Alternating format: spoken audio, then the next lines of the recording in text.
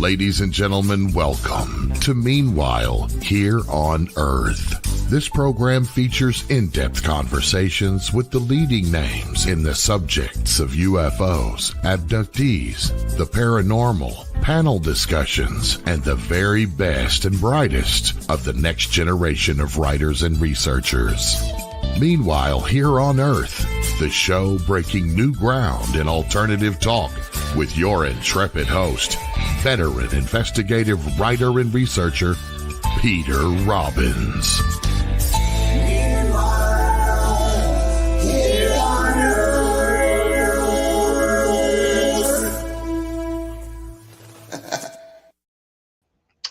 Good evening, afternoon, or morning, depending on when you are tuning us in or watching us on the Great Akashic Record. It is Peter Robbins. The show is Meanwhile Here on Earth. And I have two guests tonight, and not one the first hour and one the second hour, but two straight through, and with good cause. Tony Angiola brings a deep background in information technology and decades of UFO investigative experience. A former assistant state director for MUFON Virginia, Tony has been studying UFO phenomena since the early 1990s. He became an investigator in 1999, working alongside Ben Moss and Ray Stanford on the famous Socorro Landing Case. Tony has appeared on the History Channel's Hangar 1 and NASA's Unexplained UFO files, and today continues his work with Rocky Mountain Ranch Research in Colorado Springs. Joining him is Katie Paige, author, researcher, and leading explorer of high strangeness. As director of Rocky Mountain Ranch Research, she's at the forefront of investigators at one of the most active and well-documented paranormal hotspots in America. Her work has been featured on Beyond Skinwalker Ranch, the Unexplained, UFO Witness, and many more shows. She also hosts the Trifecta podcast and co-hosts the UAP Studies Podcast, bringing major voices in the field into public conversation. Together, Tony and Katie dive deep into UFOs, paranormal phenomena, cryptids, and the mysteries that continue to challenge our understanding of reality. And from Colorado, welcome Katie Paige and Tony Angiola. Thank you. Hi, Peter. Great to be here. And great to be with you again, even if non-corporeally. We actually had a chance to hang out for minutes on end this past late May and early June out in Palm Springs, California, and it was wonderful to see you both. Yeah, it was like a flash, just briefly. We've all known each other for quite a number of years, but we probably have not spent as much time together in all that time as we're going to spend tonight. And I'd like to begin, as I often do, finding out about some of the things that made you who you are. And Katie, if I might begin with you, can you tell us a bit about your childhood and your interest back when you first started being a human being? Well, in a nutshell, without giving the whole life story here, I was born actually in Illinois, the state of Illinois. I heard stories and whisperings through the adults in my life. Like, for example, my grandfather, who actually lived in Lake Geneva, Wisconsin, had a sighting of an oblong-shaped craft over Lake Como in the early 60s before I was born, investigated by J. Allen Hynek. So that was always, and then, of course, the holidays, we'd hear the tales of going from Lake Geneva back to the state of Illinois. And twice we witnessed in Richmond, Virginia, just over the state line there, going back into the state of Illinois, an oblong-shaped craft. My mom pulled the old Buick over, and the story goes that little Katie, who I don't remember this because I was a toddler in a car seat, but was like mesmerized by the lines in the road, so, and of course my mom had paranormal sightings. She saw my father's mother after she passed and things like that. Wow. Had also kind of a traumatic, rough patch. My half brother was an arsonist actually and burnt down our house in Lake Geneva. And then we moved to Colorado. My mom was transferred. She was a computer operator for United Airlines. So we moved out to Colorado in the early 70s. And my brother burnt down a second house. And after that, my father and mother divorced. My mother started dating a gentleman who owned the High Strangeness Ranch in Elbert County, the Rocky Mountain Ranch, later known as Clearview Ranch. So from ages 9 to 12, those years there, I mean, that was, the height of that activity. This is where Linda Moulton Howe got her start with the rash of cattle mutilations and things like that. 1977, Close Encounters of the Third Kind comes out, and I thought it was a documentary because I'm like living that at the moment, So as life goes, you graduate high school, you get your degree, you raise a family, and I just kind of had those questions like, what was all that craziness at the High Strangeness Ranch? And then I think it was 2012, I learned of MUFON, joined MUFON, became the state director for years, and it's just unfolded ever since. The mystery just continues, as we all know, or people who are in this field knows, you have more questions than answers. So that's kind of my life in a nutshell there. Yeah. That that is kind of non-standard, that you didn't get involved in this intellectually or an adult sighting. You really did grow up with high strangeness and UFO activity being seen in, well, I'll say a rational way, not a hysterical way, but part of whatever is going on around you. Not that we understood it, but that seems like a really strong grounding to get out there and start to do the work that you've done. Tony, can you tell us a bit about your childhood and background and, well, your family? Sure. Not as exciting as Katie's. Kind of glad it's not. But make something up. Just kidding, folks. Well, it's interesting. It's interesting that you mentioned that, because I started writing a new book and I started thinking about my childhood, and it starts in Puerto Rico, and all places, Aguadilla, where that sighting recently was of that helicopter with the FLIR radar sighting that went through the town and went into the water. And I started thinking about it, and I realized when I came to the States, I couldn't speak English. And the place where I was born, I thought no one would ever hear of this place. And when that sighting came out, I thought, hey, wait a minute, that's where I was born. Isn't that interesting? I started investigating a little bit more around Puerto Rico and some of the sightings that surrounded the 60s and 70s. There's not too much documented in the 60s, but throughout the 70s, they have quite a few of interesting sightings around Puerto Rico and underwater, which got me interested in UFOs and scuba diving and things like this nature. And why do you keep turning it towards me? So anyways, that got me interested into UFOs in the 90s and investigating sightings with MUFON, and eventually got into scuba diving and all that sort of thing. But when it comes to people with great experiences like Katie had as a young person with UFOs, I started thinking back and what stories I thought were maybe dreams, or perhaps, like screen memories perhaps could have been a thing. And as I talk to people about those experiences, they'll say to me, well, you were likely, abducted or something like this. And I can't say conclusively that anything like that ever really happened to me, because I'm pretty skeptical when it comes to, all things ufological until I have enough evidence, which got me into the Socorro event with Ray Stanford and Ben Moss in the around 2013 and I met you in 2015 in Florida, and we were talking about this case here, which we recently rewrote. And as you know, Ray Stanford recently passed away, and we got access to 60 boxes, and Ben's still going through it and discovering things like the negative to the Socorro craft. And in this book, and at the end of the book, we actually show a photograph of what Hynek photographed with Ray on April 26th. You should share your dream, and I think your dad has an interesting background as well. You should share that. My dad? What about my dad? Well, he worked at the Pentagon, and you really don't know what your dad did. And I think that's mysterious. Say what you're able without endangering your life. Sure. Well, my dad, he met my mom while stationed at Fort Ramey in Puerto Rico. And his best friend introduced him to my mom. And whenever I ask my dad questions about what he did in the Air Force, he says he worked on the Phantom fighters, on their cruise control electronics and things like this.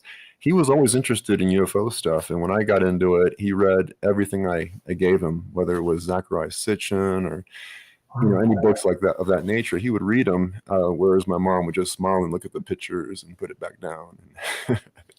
When I asked my dad, "What do you do at the Pentagon?" He said, "Oh, you don't want to know. It's boring. I just go to meetings all day, and I advise on quality control." He made it sound really, really boring. But again, whenever I brought up the UFO thing, he was always interested in what I had to say. But it's hard to tell, really. He never disclosed anything to me. That Katie has a grandfather who had a sighting that was investigated by Alan Hynek, and your father's background, which sounds like it's partly defined by what he wasn't able to tell you. What a great basis for a relationship, in part. When you were a kid, Tony, did you have a thought about what you were going to do once you became one of these mythical grown-up people? You probably weren't thinking, I'm going to spend my life researching unidentified flying objects. Yeah, you should tell them about your teacher and how that unfolded. Yeah, my computer teacher. Yeah, it keeps showing. We have like seven copies now. I think. My computer teacher that I have for my junior year and senior year in high school. It's funny because I was supposed to be there for 3 periods, but because I was going to 2 different high schools, we kind of fibbed and said, well, the first period is for travel. We attend second period, and the third period is for travel to the other high school, which wasn't exactly true, but he was such a nice guy. And I was one of the few people who actually paid attention in class. And on the last day of school, which is the only class I ever got good grades in, because when it came to, schematics and soldering and learning about computer stuff, which is what my career became for 30 years after that, the book he gave me was Light Years by Gary Kinder. Oh, for God's sakes. Yeah. And so that really kind of changed the course of my life. And I went down this rabbit hole to this day because of that book. And when I got here to Colorado, Katie says, I have that book too. So we compared my tattered copy to her much better copy. And each year people give us gifts. Yeah, we keep getting this book over and over. I should probably read it.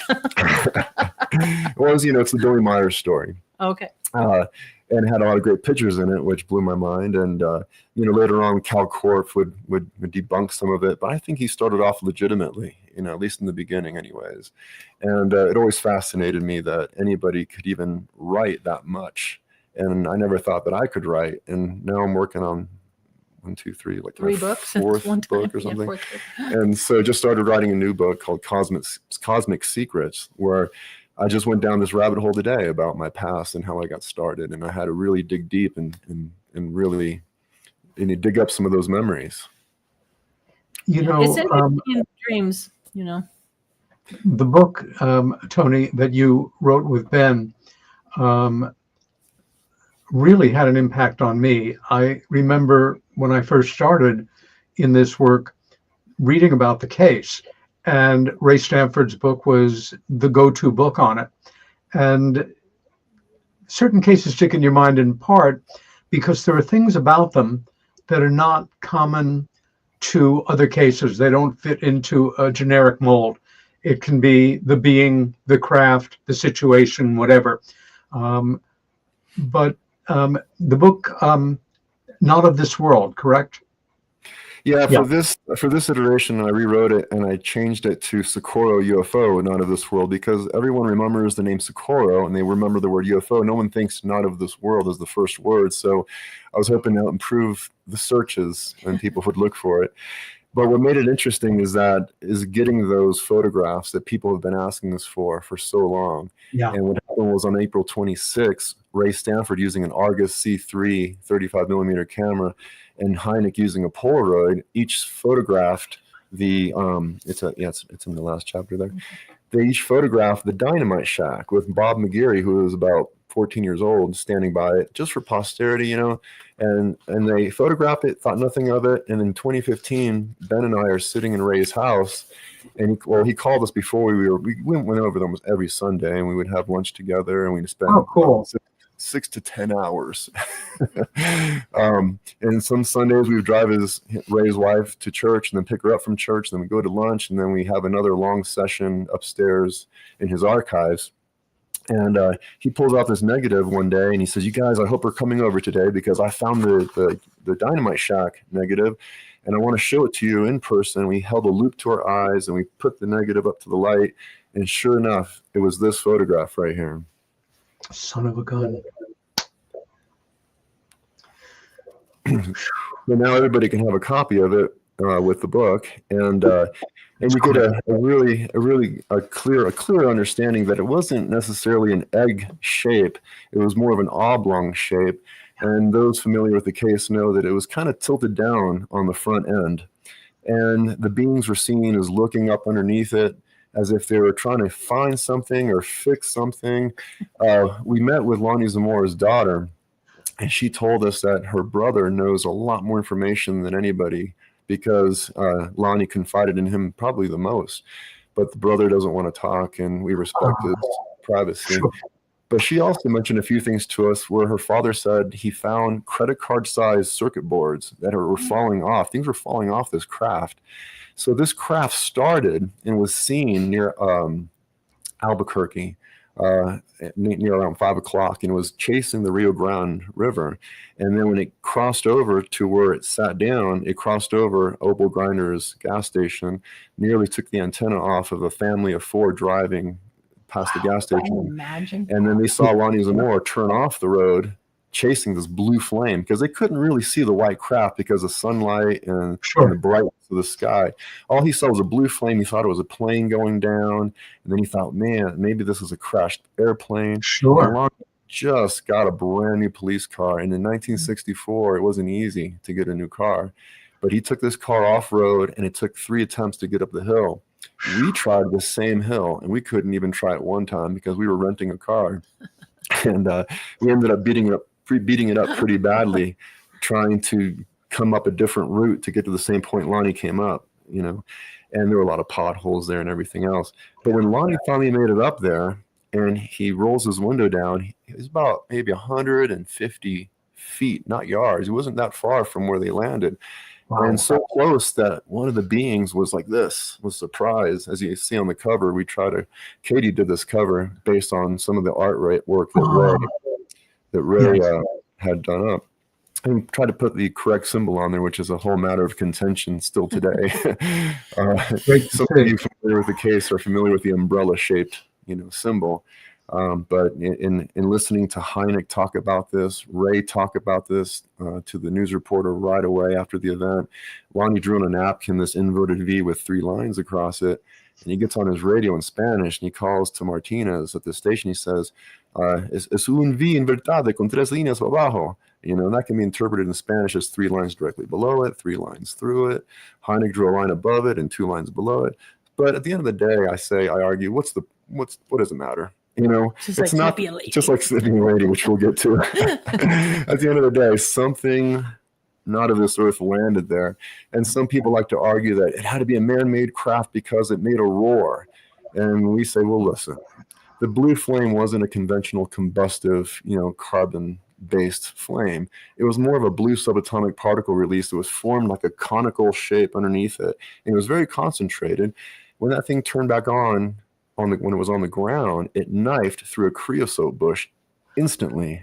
Yeah. And the amount of heat required to do that, you can't do that with a standard combustible, fuel. Not to mention there was no hydrocarbons or any trace of that found anywhere. But the blue flame was incredibly hot, knifed through that bush. And then it went silent. And it went silent. Yeah. It went silent after it reached about 20 feet, and it was a high-pitched frequency, and it moved near the Dynamite Shack at in a parallel, slow fashion, silent. But as the frequency went up, the speed increased, and it reached supersonic speeds in a very short amount of time. Just as Sergeant Chavez was pulling up, he claims he didn't see anything, but in background conversation or after the fact, off the record, he said he saw something. He saw the craft. To undertake any UFO investigation, it's really important to be skeptical. In fact, I think it's a word that sometimes gets confused with debunking. We should everybody in this work needs to be a good, hardcore, rational, open-minded skeptic.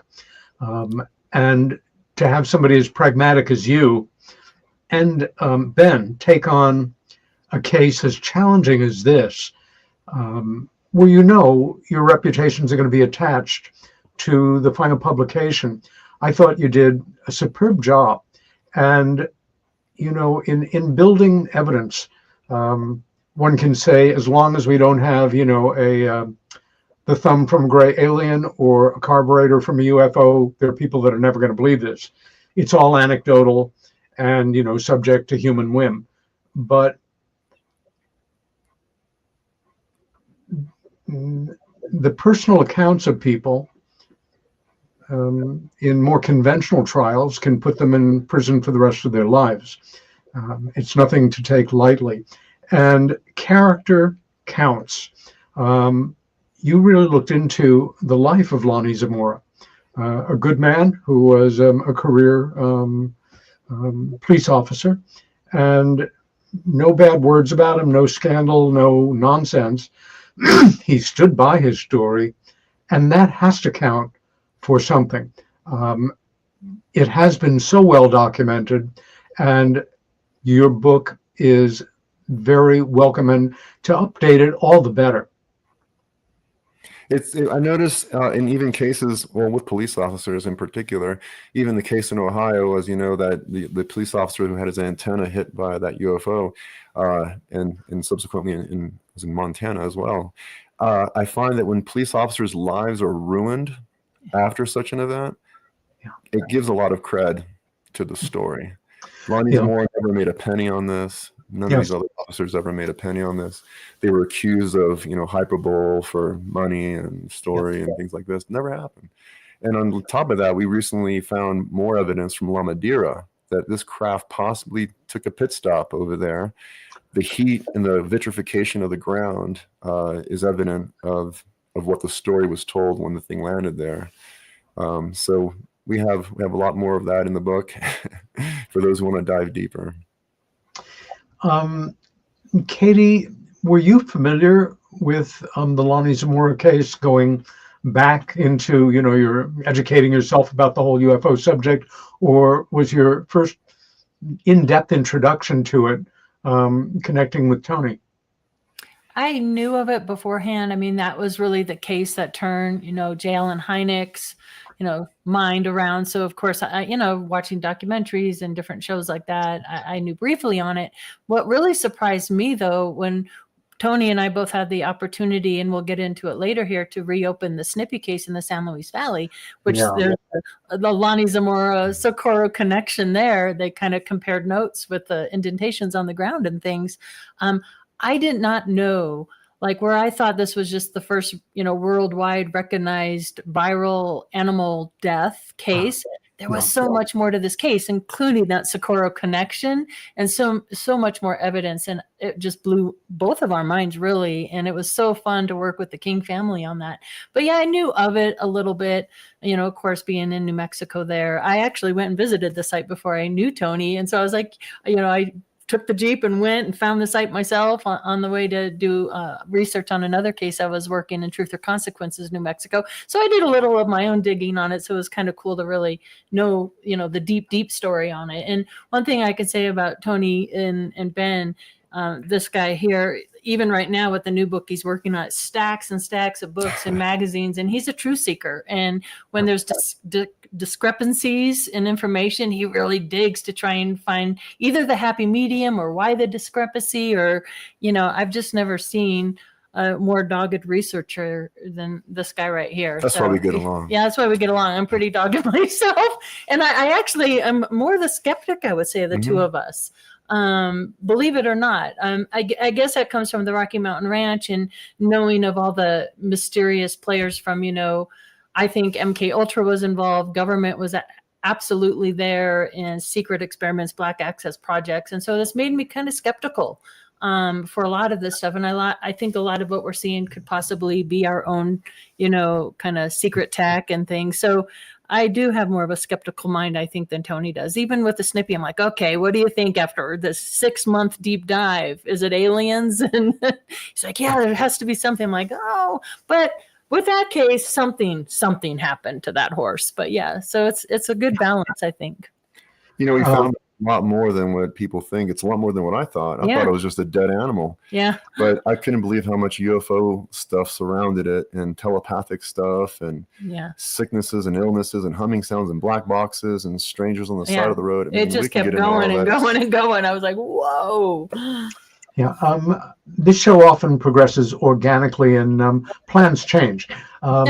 We're talking about this now, so let's go with it. And, the rest of the show will take care of itself.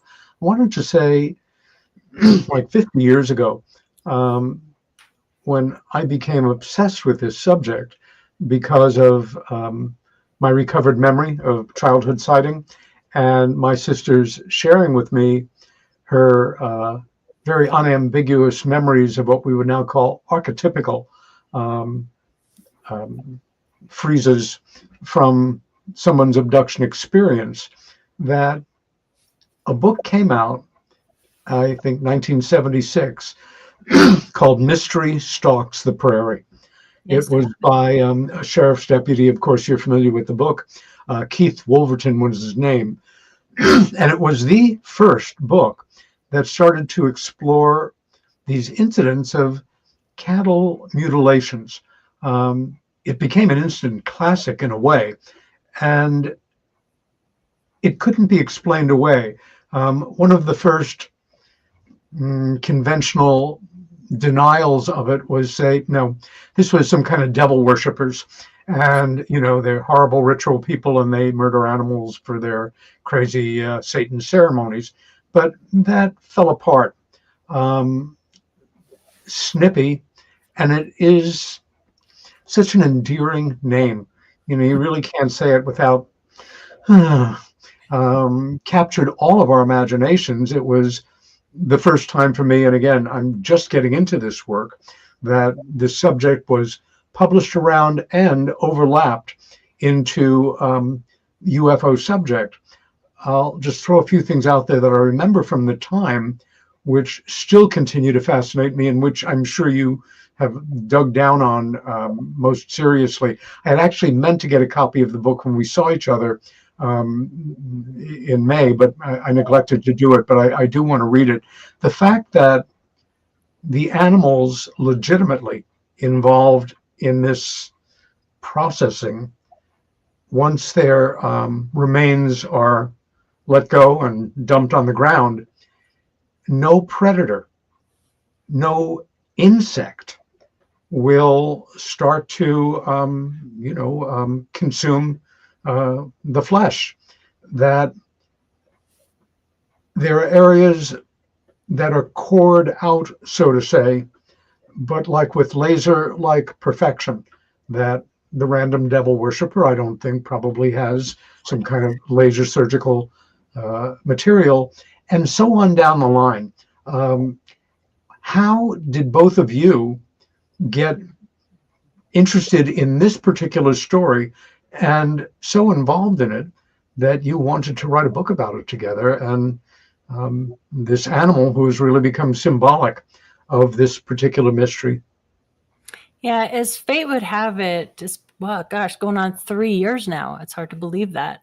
I was approached by Nellie Lewis's, who owned Snippy. She owned the horse, Nellie Lewis King. Her great nephew, Kerry King, sought me out and knew of my work as a state director for Colorado MUFON and invited me out to the San Luis Valley. And so he, has a new event. This last year was the first year that it opened up to the public, and we'll be having it again out there in the San Luis Valley, August 14th through the 16th, I believe are the dates. So mark your calendars. It's a wonderful event. He brings in a lot of different speakers, and it's just a fun time. But so the first year I went out there and met the family, the King family, and of course, Judy Messelin with the UFO Watchtower and that. And the second year, though, the family came with some photographs, and never before seen photographs. And what I didn't know at the time, there were 4 horses pastured on the King Ranch at the time. There was a black horse, Smokey. There was Sheba and Lady, the gray dapple, and then Snippy, the 3-year-old colt. And at the time, David Marler had not required the APRO files yet at the National UFO Historical Records Center out there in Albuquerque. So we're looking at the photos, and the question of the name came up. Like, was this lady? Was this Snippy? We got to see some photos that really nobody had seen before. And then Dave acquires the APRO files. And of course, I made the trip out there. This is before Tony was here to Colorado yet. And I drove out to the archives to research the ranch, because APRO actually investigated the Rocky Mountain Ranch as well. Dr. Leo Sprinkle had his hands both in the Rocky Mountain Ranch investigation and the Snippy investigation. And as I'm sitting there, Dave kind of walks over to the table and plops down a stack like this of files on the old Snippy case, with a stack of audio recordings of Nellie Lewis and Agnes King and Burl Lewis, and never before seen photos. Well, I shouldn't say never, but photos that haven't been seen in over 35 years. And some of them, which I have with you that we can share if you want to, are the only known photographs of Snippy as a cult. And then with those photographs, and Snippy and Burl and Mother Lady, were documents of the whole, how do you say that word? The provenance of Snippy, and how Snippy came to be, where he was born in Estes Park. And I was on the phone right away with Kevin King, and what an honor to share this. So it actually came to me, this book idea came to me in a dream state. And it's one of those wild kind of stories. And I literally woke up in the middle of the night, 3 times in the middle of the night. You're going to quit your job. And it was like a vortex of energy just was going. Whoosh, whoosh, and I jumped up out of bed. And I'm writing down all these ideas at like 3 o'clock in the morning.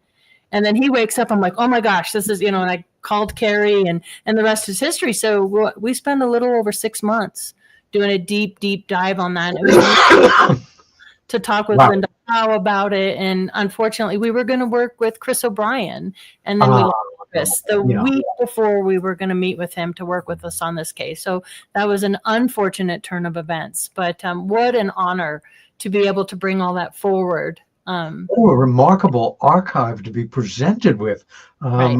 For any investigative writer or researcher, that's what it's all about. That's the pot of gold at the end of the rainbow to begin a project like this.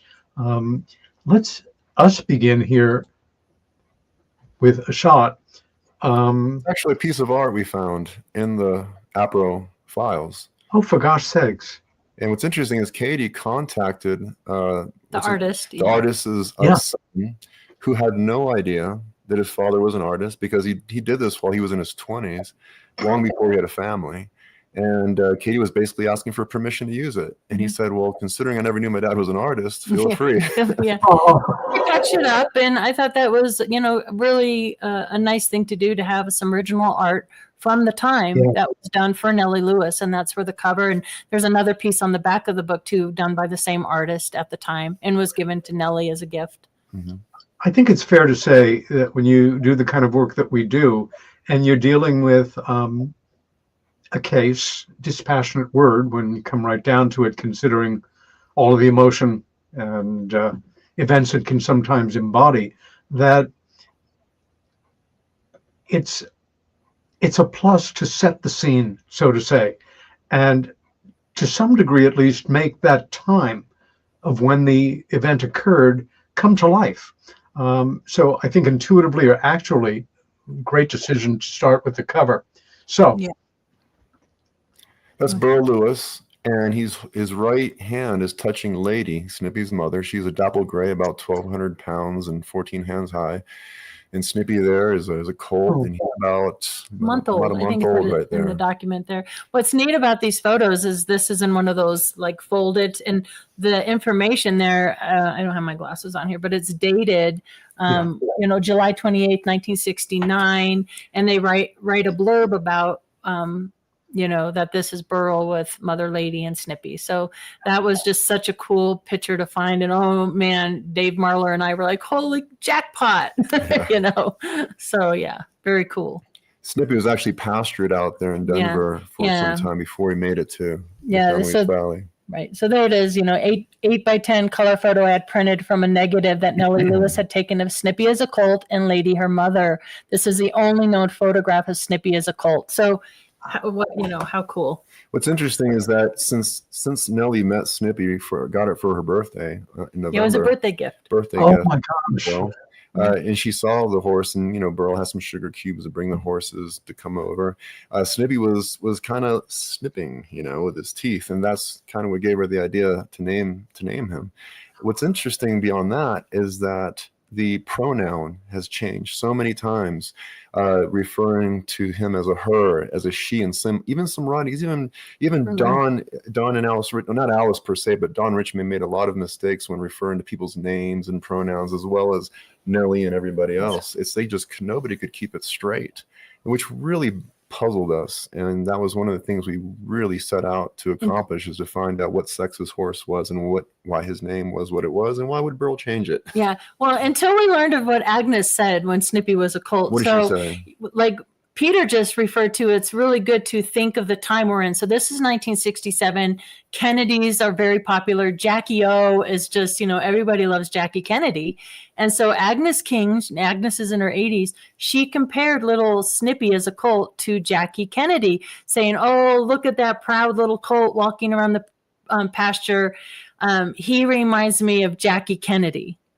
And so you could see where right there, just that statement alone would confuse, because, Jackie's a female. So, right. And I think people would look at Lady and see Snippy and think in their brains, Lady is the mother of mare, a female, and just say she, referring to Snippy.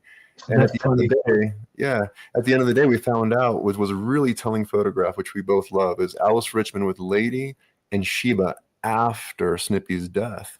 And it says right there, the only witnesses to Snippy's murder is Lady and Sheba, the mother. And we thought, wait a minute, this is the best evidence. How can Lady be alive? Yeah. If Lady was the dead one. Right. They're two different animals. I'm not a horse person, but I know Snippy was in Appaloosa. Can you explain to us what distinguishes an Appaloosa from the other horses? We learned a little bit about horses with all this stuff. Smokey being the black had died a week before. Yeah, that was shocking too. Yeah, they said, it was rattlesnake bite. He just had a small little swelling on his hip, and we thought, can a rattlesnake really kill a horse that big? And what we found, digging up information about horses being bitten by rattlesnakes, is that they need to be bitten at the neck or the nose to stop the breathing. But being bitten on the hip, the poison would have worked its way out within 24 to 48 hours. Mm-hmm. But they never investigated, because so many horses would die of lightning strikes and rattlesnake bites, and they just didn't really think about it. Then the very next week is when Snippy dies. And Snippy being in Appaloosa, they have markings on their body, have spots that are like fingerprints. It's not enough that Snippy was the only Appaloosa, not to be mistaken by any other Appaloosa. But Nellie confirmed that it was her horse. Because he was missing flesh from his shoulders to the tip of his nose, you couldn't identify him that way, but you could by the markings on his shoulders and on his legs. Incidentally, and Katie likes to point out often that people miss this, but the left rear hind leg was just as bare as the bones of his neck and his head. It was missing flesh. And we cannot understand how and why. Was this some sort of mistake? Why would his left hind leg be completely, bare of flesh, just like his from the neck to the tip of his nose? And also we found out that his brain was completely dry. And Dr. Altschuler was there just weeks after this happened. He cut into that skull. There were 30 witnesses, and there was one rule: no photographs, because he was afraid of losing his credibility as a doctor. Of course. He had a young family with 3 kids. And he just got a job in Denver as a pathologist. And the reason he was there was because the Sand Dunes police at the National Sand Dunes Monument caught him trespassing. He was there all night and he found them. Yeah. He saw 3 UFOs that night, and he was walking his car early morning, and they caught him. He said, "Look, I'm a pathologist. I specialize in blood." And these Dunes police officers says, "You specialize in blood, we'll make you a deal. Come take a look at this horse for us. We'll forget this ever happened." Well, word spread quickly that a doctor was going to operate on this horse, and NICAP was called, APRA was called.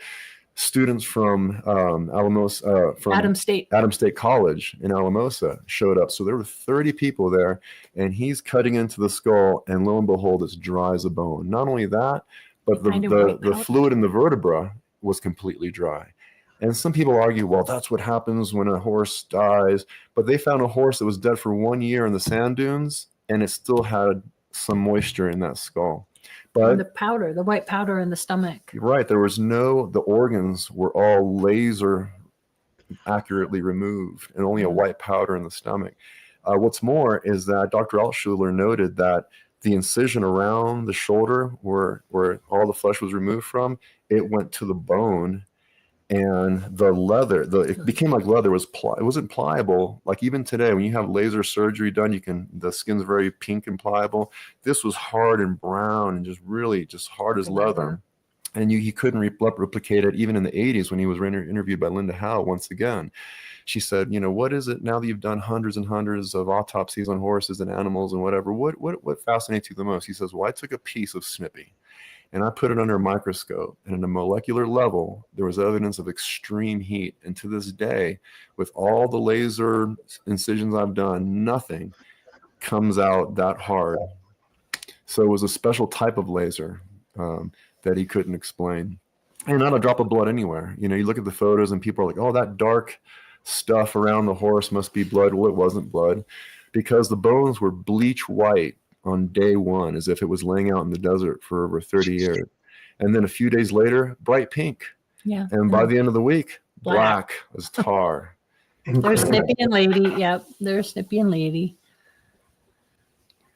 Do we have other? Yeah, and we also learned. There's Smokey. Yeah. Let's go back the other one that you just had up with Agnes King. There's Agnes King and Nellie King. Agnes is Nellie's mother, and then the horse Agnes is holding is Sheba.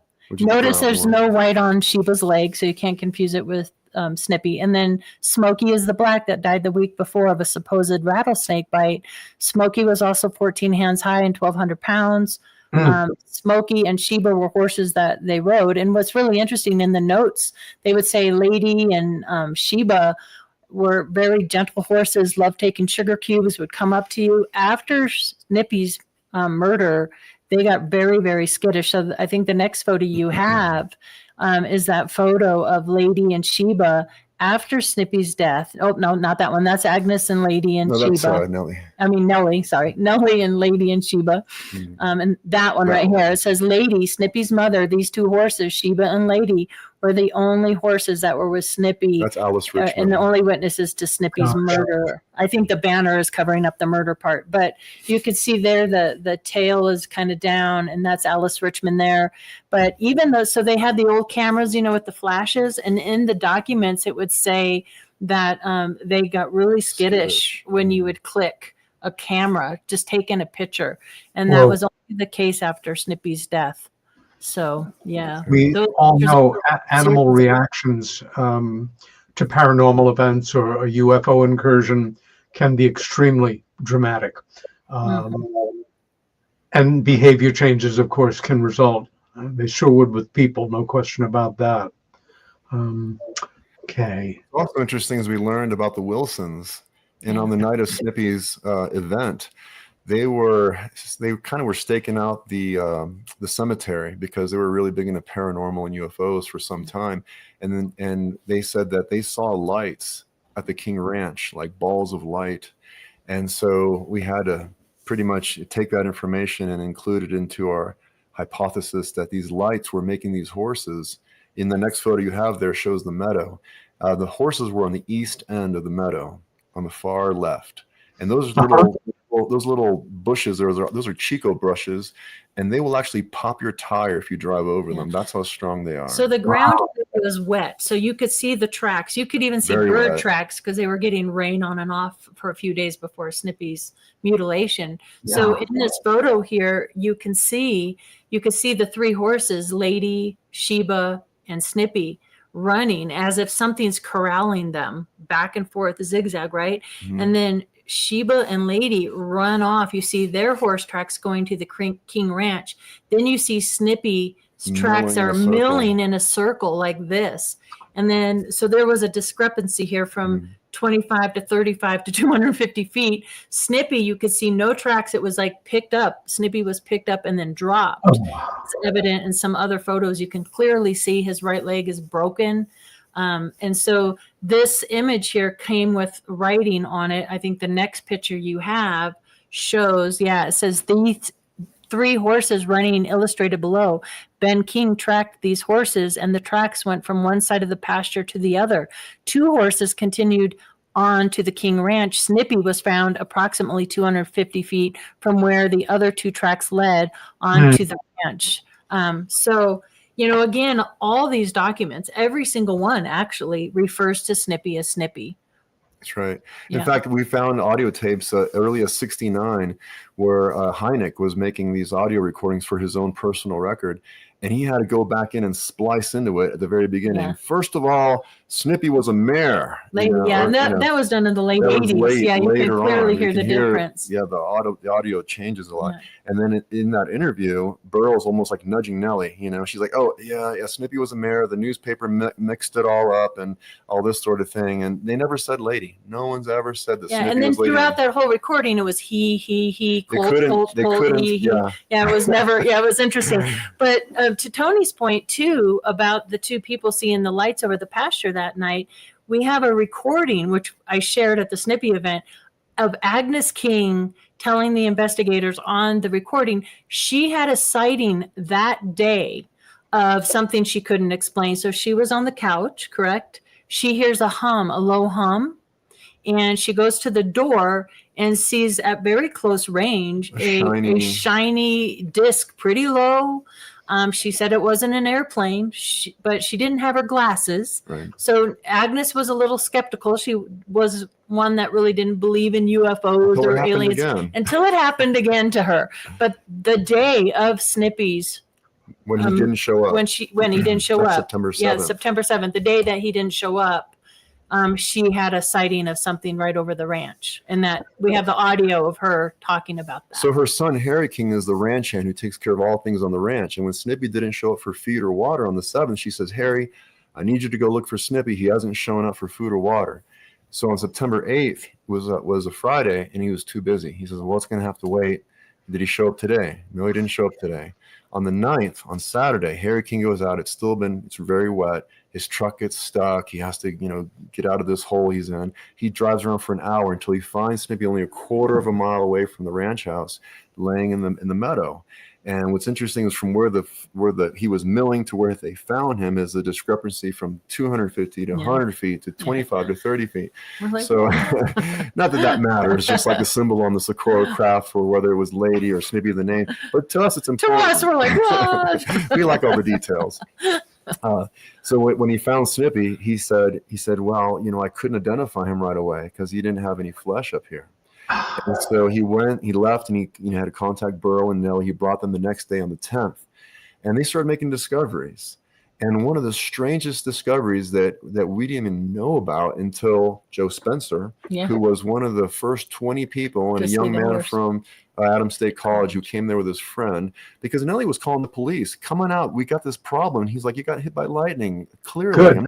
Out there, Ben Phillips. She called him Lightning Ben. That was his nickname because she tried so many times. Please come out and investigate. Nope. Yeah, we have an audio recording of Ben. It's a great interview with Ben Phillips, the sheriff. It was great. But then, so what they found, what Joe Spencer told us, he goes, well, there was this green ooze, and it looked like green butter, and it jiggled, he said. And then in the reports, we found puddles of green, like antifreeze, puddles of green. And that reminds me of the Kelly Hopkinsville case. They found green ooze there, too, that vanished over, the investigation. But I'm like, what is this green ooze? About 500 yards from the horse was a squash chico brush, and it had this thing they call a tool. It looked like a chicken gizzard. And had green ooze leaking all over the bush and around it. And Nellie found it up. With Ernest Wellington, who lived next door. Who died a week later, which we'll get to. He died a week later. Anyway. And people in the county nicknamed his ranch the Dead Cow Ranch. There was so many animal deaths at the Wellington Ranch, right he next to the King Ranch. He couldn't believe when he heard what happened to Snippy. He said, I got to come and see this myself. Well, he brought his daughter with him, Leona Wellington, who contacted us. She lives in Australia. And she affirmed that we got it right because she says, I was there. I know Snippy was a boy. Yeah. So tell about Nellie picking up so I can do the whole thing. So Ernest Wellington and Nellie pick this thing up with these sticks and they poke at it and this green ooze is leaking out of it.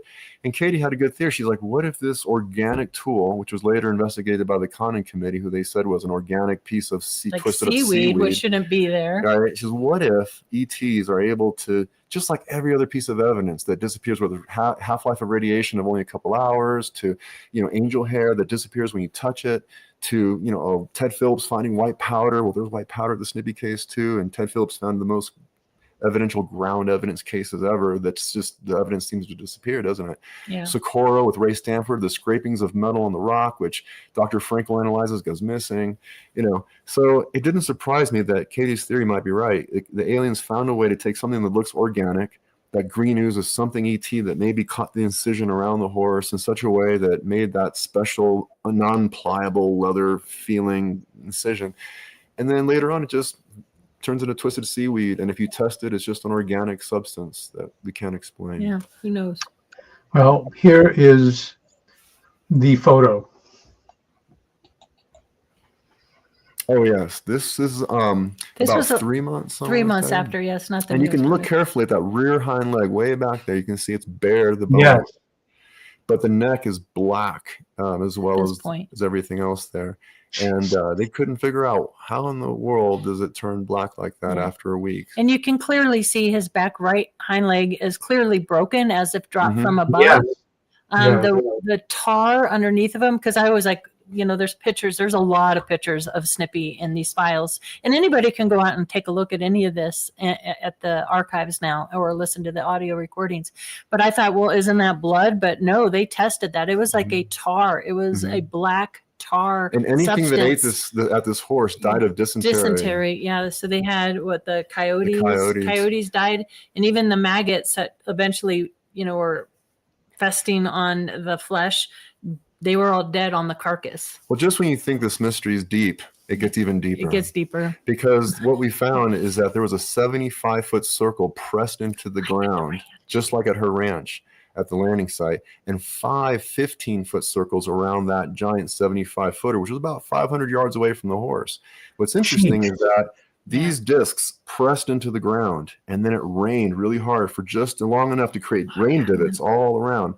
When they took off, that pressed ground was smooth. There was no divots in where in the 75-foot in diameter. And that 75-foot in diameter, just like at the landing site at Rocky Mountain Ranch, is seen time and time again. So much so that on UAP Studies, we had a PhD that did his dissertation on the UAP UFO phenomena. And one of his sightings with the disc craft are these 75-foot diameter bare circles around. And in Investigation Alien with George Knapp, there's a rancher that's having mutilations now up there in Oregon, and he had a large 75-foot in diameter circle on his property as well, and saw a disc. As a matter of fact, in the documentary, he says he shoots at this thing, and this is a 5-generational rancher, really cool, credible guy, and the thing just vanishes, just boom, was gone. So I'm like, wow, there's something to that 75-foot diameter. And the fact that we had that at the Snippy site as well, not to mention a cryptid prints that were written. We don't want this to get out to the press. So that was prints the were heavy. Prints, they're pressed in. Heavy prints. And we feel like it could have been like a Thunderbird of sorts, because there's only 2 prints, as if something just landed. It's like something came down and took off. Flapped its wings and took back off again. Yeah, not like a Bigfoot. It wasn't a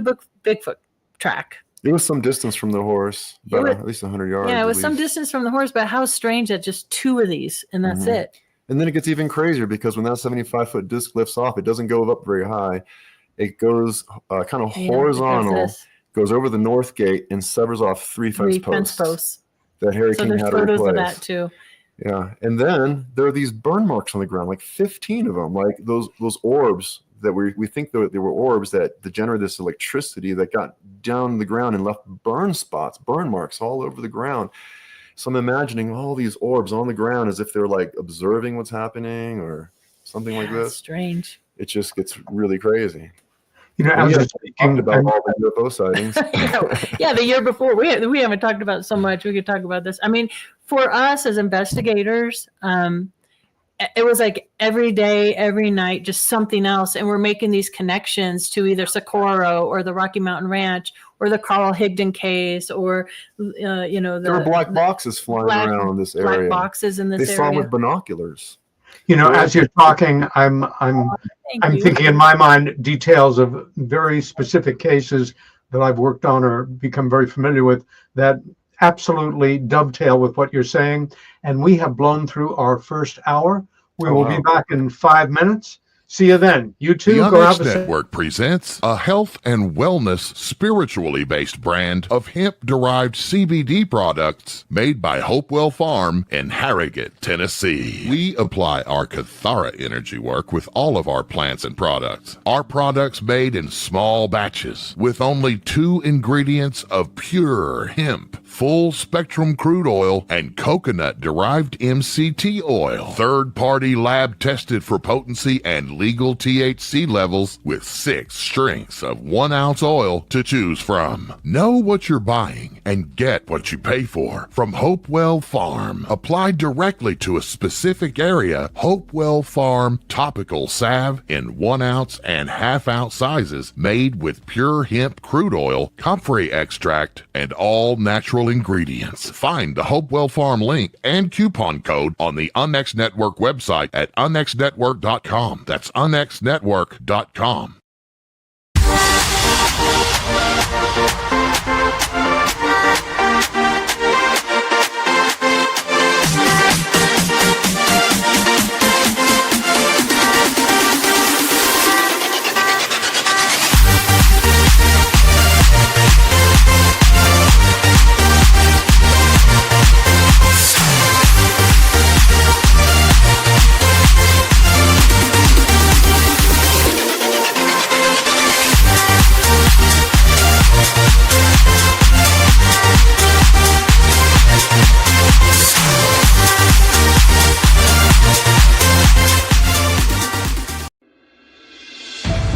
The new book, How to Research a Haunted House by paranormal investigator Margie Kay and professional researcher Violet Wisdom, is now available from UnX Media. This one-of-a-kind book explains how to do research on a house with uncommon methods and resources used by historic home researchers, and how to determine who may be doing the haunting and why. How to research a haunted house can be used by homeowners, renters, investors, and it should be in the library of all professional paranormal investigators. Get this unique book at unxmedia.com or amazon.com. That's unxmedia.com or amazon.com.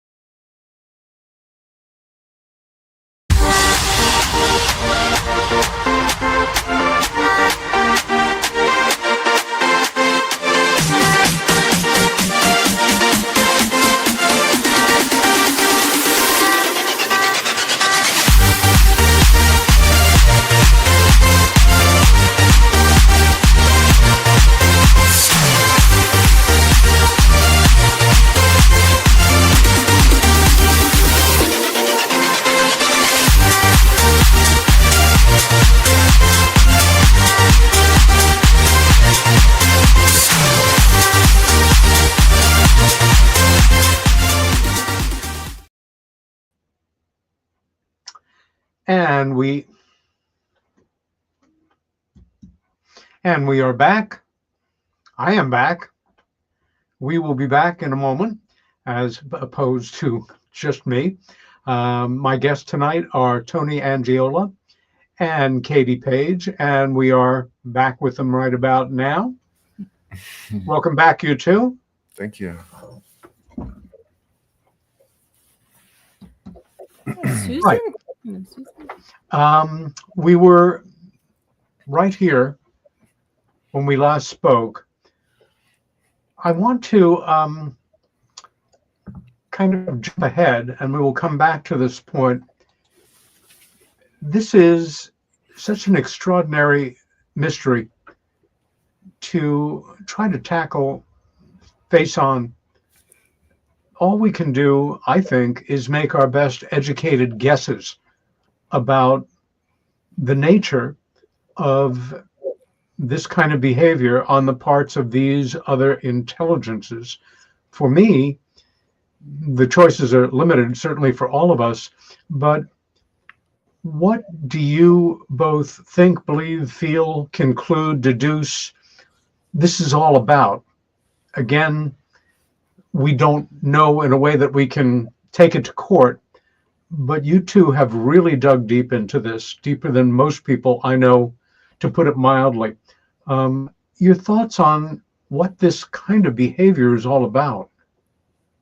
Yeah, Peter, this is something I tried to avoid, believe it or not. I'm like, you know what? We have the experts, Linda Howe, Chuck Zukowski, Chris O'Brien. They've got this handled. And it's a hard topic to cover, right? The death of animals. And in the Rocky Mountain Ranch, it wasn't just cow. It was horse. And I saw articles about dog and sheep and cats too. And then talking to, people over in the UK, they had a rash of kangaroo mutilations and other animals. And I started to wonder, like, okay, what is this all about? And so I couldn't avoid it any longer. Elbert County was extremely hard hit with these mutilations. And unfortunately, too, we hear of human mutilations, even though they're uncommon, it has happened. So something I've come to through my research, through the years of research, that it's not one simple answer. It's not all us or them. I think there's a combination of both. I know in Chris's work, he looked, throughout the Midwest of, nuclear test sites, facilities, and we have the storage facility here in Elbert County where they house these things as well. So maybe they're testing groundwater and things like that, or mad cow disease. That might be a little sliver of what's going on. But then we have these high strangeness incidents, and talking to Tom and Sally Miller out there in Trinidad, where you have, cattle that are dropped from above that are stuck in a tree, or very unusual miles off the county road, no evidence. And this has been going on for 50 plus years. If it was completely man doing this, we would have evidence of that by now.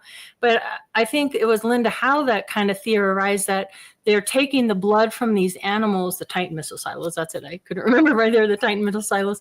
But they're taking the blood of these animals. And I've heard it rumored, and I don't know if there's any truth to this at all, that the blood contains high levels of copper, and that ETs, certain species of ET, actually absorb nutrients through the skin. So they're not ingesting food like we do and nutrients. So are they taking the mutilating these animals for the blood and other, it's always the tongue, the eye, the soft tissue, the rectum, and they're not taking like the choice, steak, right? They're taking specific organs. And are they making, even in the Carl Higdon case in like they're making, the ETs have these food pills, and it's not the only case with food pills. So are they using these animals to make either food pills or just absorb that nutrients through their skin? Do you think there's anything to the idea that these procedures and removing certain organs, examining the blood, are really more about monitoring the health of the environment, the building of toxicities of different sorts in mammals, as a way to just, for their own purposes, keep a finger on the pulse of Now, all of the changes, bioenergetic, climate change that are going on right now, not to mention increasing toxicity in the air in some places, areas where nuclear facilities are, and it's more a way of, we do sampling in nature in our own way for our own purposes.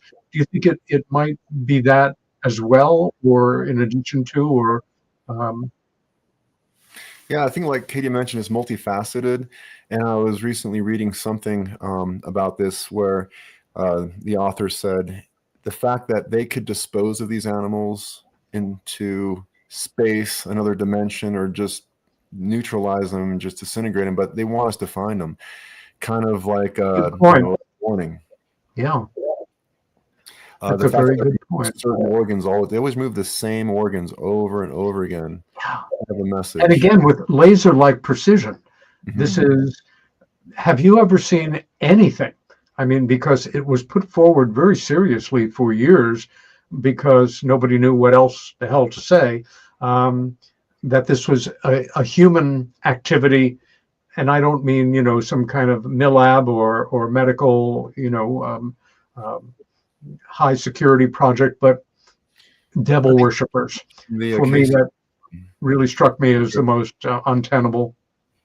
Yeah, there has been cases, I know in some of the audiobooks and books and we've read in the past and some of the work, they have found some evidence of mankind before in certain cases, footprints or needles or things like this. They're far and few between. One case, I early on when I started researching the Rocky Mountain Ranch or Clearview Ranch, I had a witness right out of high school. She moved to Rama, Colorado. Her and her husband owned, 200 acres out there, and they were raising cattle. And they were miles off the main road. And this is not too far from the Rocky Mountain Ranch. It was in the same, eastern Elbert County area of Colorado. And her husband was checking the cows for calves, and he was on horseback, came across a dead calf, and it had 4 cuts in a perfect square. The top of the fur was removed. No tracks around it. They're miles off the road, no sounds, no helicopters, nothing. The calf was dead. He gets on his horse, goes back and gets my witness. They drive back in the pickup truck. She said that took them about 20 minutes. When they got back to that calf, cauterized, blood drained, organs moved. They said there were no tracks other than what the horse had left earlier. No tracks, no sound. They felt watched. They said it was eerie. And Peter, they on Facebook, she had the photographs. They were the Polaroid photographs. So she sent me the photo of this calf after it was mutilated. And then she sent a picture of a calf that was eaten by a coyote. And coyotes, very different. They jump up, they rip at the animal. I mean, it's very, very different. This was cauterized.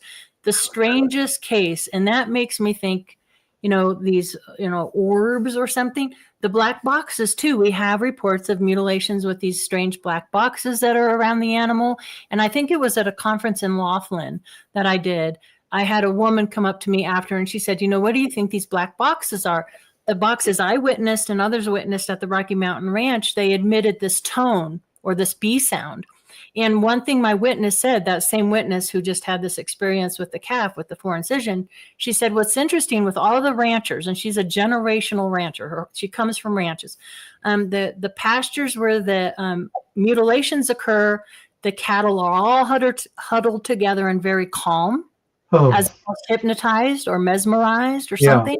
And the adjoining pastures, they're all freaked out and frightened.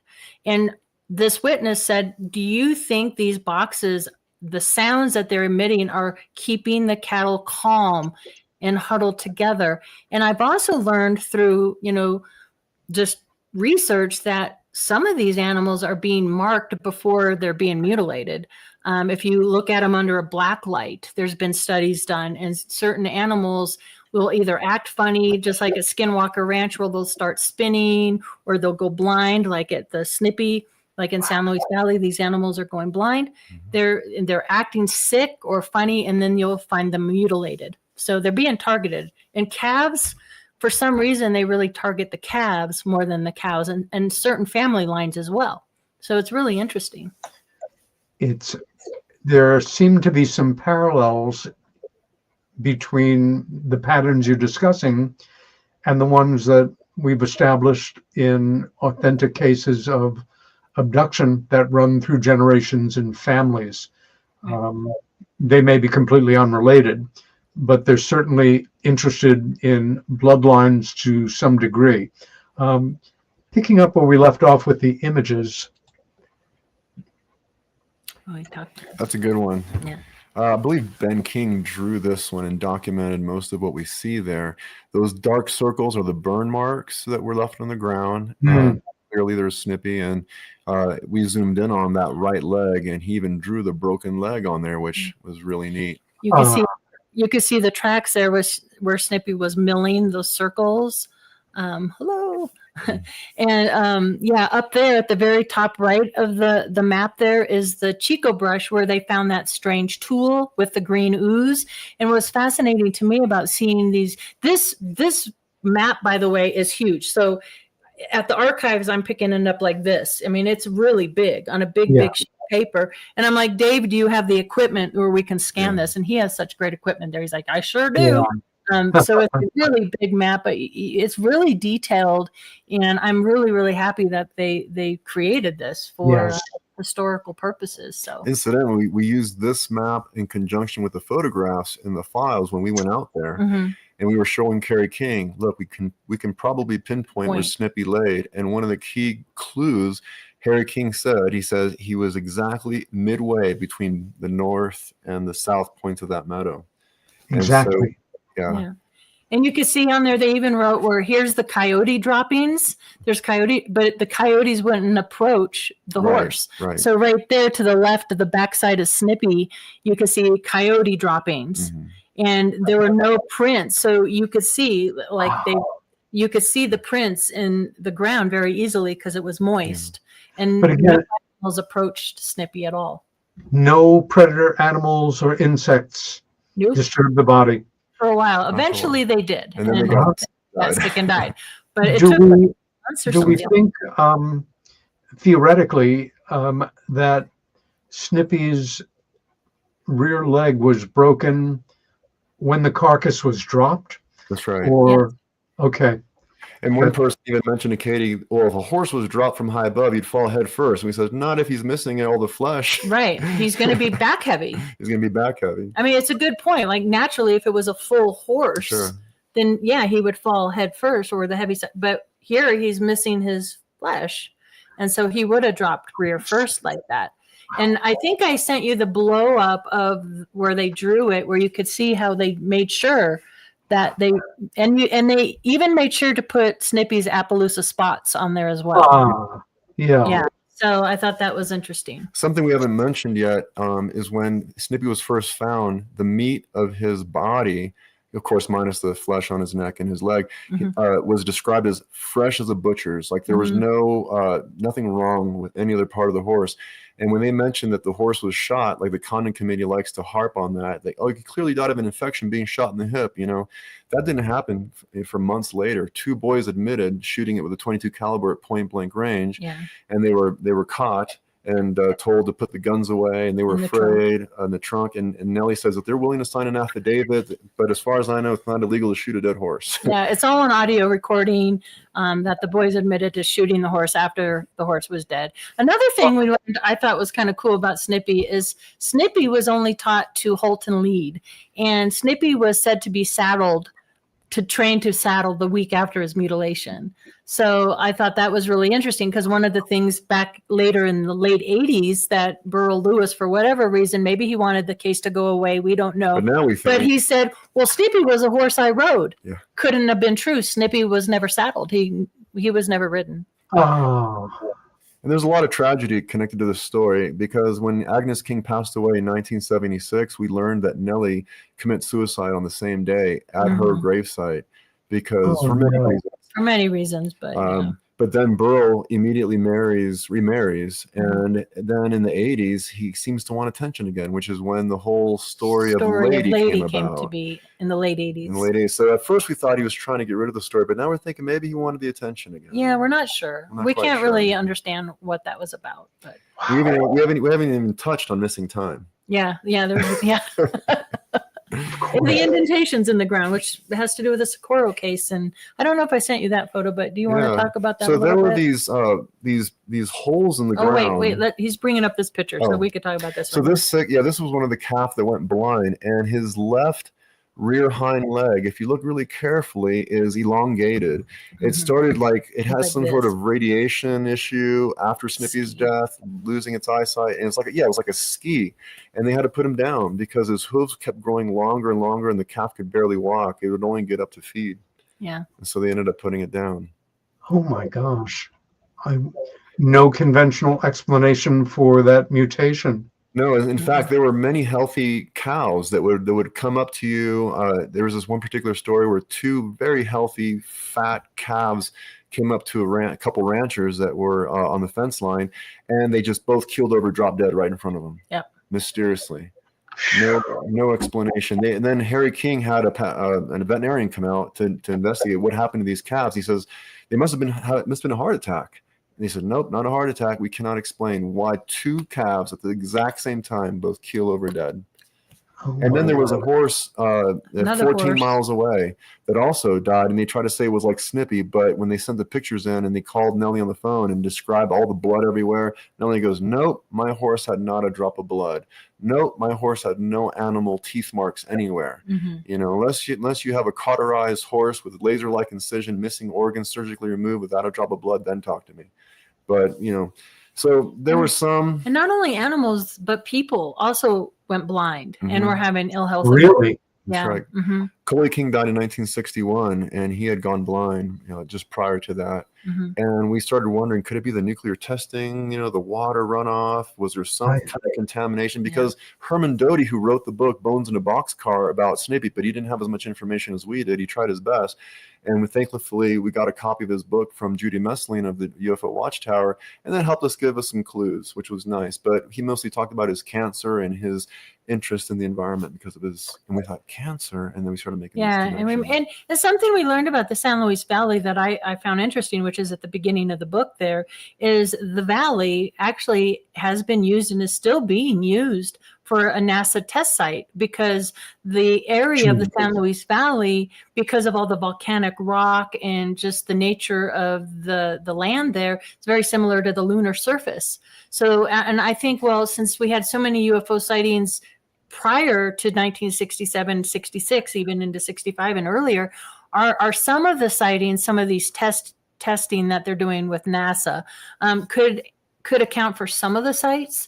But it makes me wonder, what about too. The mystery of Mount Blanca? Right. At so the cover of the book, right behind where Snippy is Mount Blanca. And that is one of the sacred 14ers to the native tribes. And people, there's tales. So right behind there, that's Mount Blanca. And what is it, 3 miles from where Snippy was? So this is 3 miles away, the base of Mount Blanca. And there has been rumors of, people with missing time, people going into caverns inside the mountain, and then kind of, the doorway closes behind them. It's like the cone of silence. They spend hours trying to get out of this mountain, and then they find themselves back in daylight, and they cannot find the entrance anymore. A lot of lights going in and out. In fact, who was it of the King family? That was Coley King and Harry King witnessed lights going in and out of the mountain. Yeah. Way before the Snippy event. And one of the most interesting stories in the book is told by Mrs. Blundell, who they lived near the sand dunes, and they went on a picnic one day in the sand dunes and witnessed this crescent-shaped craft come right over the sand dunes, and it just took off. She made a piece of art, took it to her art shop, and all of a sudden, about the following spring, a stranger came in, wanted to buy a piece of art with sheep on it, and the one that she wasn't selling, which was of the UFO that she had hidden. And he said, I want to buy that one too. She said, that's not for sale. He says, I'll pay you anything you want. He said he didn't have Earth money. He didn't have any Earth money. And he'd be back in October, but he never came back. Then the following year in the spring, there was a break-in, and the police called her and said, you need to come down here. There's blood everywhere. And she thought, well, it's not my painting. It's at home, but what did they take? The only thing that they took was the metal box that she had business papers in that had the license plate, an Arizona license plate that this stranger left in because she wrote down his license plate. That's the only thing that was missing was that metal box. But there's other stories in this book like that. From Mrs. Haynes having a UFO land in her driveway to and the McFedry's boys, they had a picture of a UFO in the San Luis Valley, just a bright light. It's in the book. There's so many pictures in the book. Book is worth it just for the pictures alone because there are so many in the archives. But it made the front page of the paper. Is that the photo that made Dr. Altshuler come? No, that's the picture that made Don Richmond have them join APRO. And so Ed Boggs and Bill McFedry's joined the team. Yeah. And this is the only time you're going to hear about NICAP and APRO coming together. And they created something called SORT, the Space Object Research Team, headed by Leo Sprinkle, Dr. Leo Sprinkle. For goodness sakes. Yeah, they did a night watch. They had missing time. It was crazy. Yeah, I found an old article of their lab, and it had all this equipment, and that didn't make it in the book. We didn't put that in the book, did we? That in there. Yeah, but oh my gosh. It was like a mobile lab. If any of the listeners are ever out there near Albuquerque, Rio Rancho, go pull this stuff out of David Marler's archives. It's just for the pictures alone. It's so cool to hold it in your hands. Like I said, there's more to this than just a mutilated horse. Yeah. In fact, Judy Michellin's, her son, we talked to him, and he used to be a police officer, and he witnessed this blue orb chasing his police car that went over his car and landed in the field and then disappeared. And I said, that reminds me of a story that we heard of where people were driving back from the sand dunes and saw what they thought was a new motel opened up in the middle of a field. Right. They turned the corner, they came back, it was gone. Tell about the gentleman that reached out to us. We were somewhere on a trip, and when the phone rings, and it was the story, a witness that had the same Dave King. Can you tell that story? Oh, right. Yeah, so there was another set of kings in the story. There's another set of kings in the valley. Yeah, we went to Kerry King and said, hey, your brother is named Dave, right? He said, yeah. He says, well, it says right here, Dave King said. And he goes, I don't have a brother named Byron. And we had to do some digging. And Katie found this guy. He goes, yeah, incidentally, we went to high school together. There was 2 sets of kings at the school. So he called us. And he says, yeah, that was me and my brother Byron. We were going deer hunting.